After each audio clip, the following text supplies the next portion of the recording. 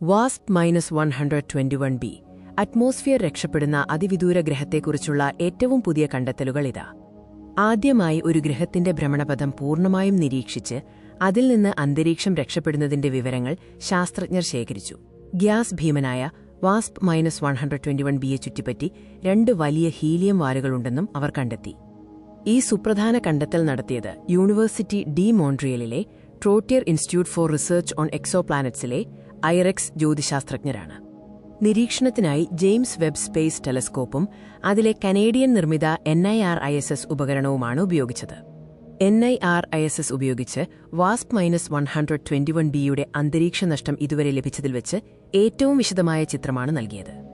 WASP-121bയെ ജ്യോതിശാസ്ത്രജ്ഞർ വിളിക്കുന്നത് ultra hot വ്യാഴം എന്നാണ്. ഇത് ഒരു ഭീമാകാരമായ വാതകഗ്രഹമാണ്. ഈ ഗ്രഹം അതിന്റെ നക്ഷത്രത്തോട് വളരെ അടുത്താണ് കറങ്ങുന്നത്. ഒരു വർഷം വെറും 30 മണിക്കൂർ മാത്രമാണിവിടെ. നക്ഷത്രത്തിൽ നിന്നുള്ള തീവ്രമായ വികിരണം കാരണം ഗ്രഹത്തിന്റെ അന്തരീക്ഷം ആയിരക്കണക്കിന് ഡിഗ്രി വരെ ചൂടാകുന്നു. ഇത് ഹൈഡ്രജൻ, ഹീലിയം തുടങ്ങിയ വാതകങ്ങളെ ബഹിരാകാശത്തേക്ക് രക്ഷപ്പെടാൻ അനുവദിക്കുന്നു. ഇതുവരെ ഗ്രഹങ്ങൾ നക്ഷത്രത്തിനു മുന്നിലൂടെ കടന്നുപോകുമ്പോൾ മാത്രമാണ് അന്തരീക്ഷവാതകങ്ങൾ പുറത്തേക്ക് പോകുന്നതിന്റെ ഹ്രസ്വ നിരീക്ഷണങ്ങൾ നടത്തിയത്. എന്നാൽ തുടർച്ചയായ നിരീക്ഷണം ഇതാദ്യമാണ്. റോമെയിൻ അല്ലാട്ടിന്റെ ടീം WASP-121bയെ ഏകദേശം 37 മണിക്കൂർ തുടർച്ചയായി നിരീക്ഷിച്ചു.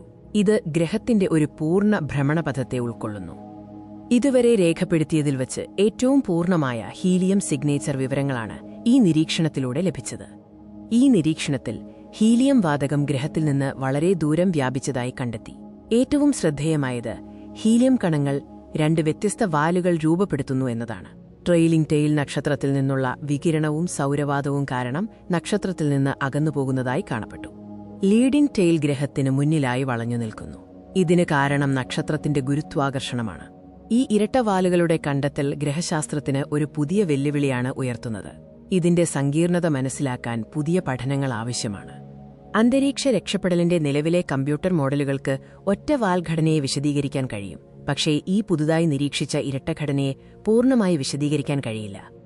ഈ പ്രതിഭാസം മനസ്സിലാക്കാൻ നക്ഷത്രത്തിൽ നിന്നുള്ള ഗുരുത്വാകർഷണ ശക്തികളും വാതകങ്ങളും ഈ ഒഴുക്കിനെ എങ്ങനെ രൂപപ്പെടുത്തുന്നുവെന്ന് പഠിക്കാൻ പുതിയ തലമുറ 3D സിമുലേഷനുകൾ ആവശ്യമാണ്. ഈ കണ്ടെത്തൽ എക്സോപ്ലാനറ്റ് അന്തരീക്ഷങ്ങളെ രൂപപ്പെടുത്തുന്ന സങ്കീർണമായ ഭൗതിക പ്രക്രിയകളും അവ നക്ഷത്രാന്തരീക്ഷവുമായി എങ്ങനെ പ്രതിപ്രവർത്തിക്കുന്നുവെന്നും വെളിപ്പെടുത്തുന്നു.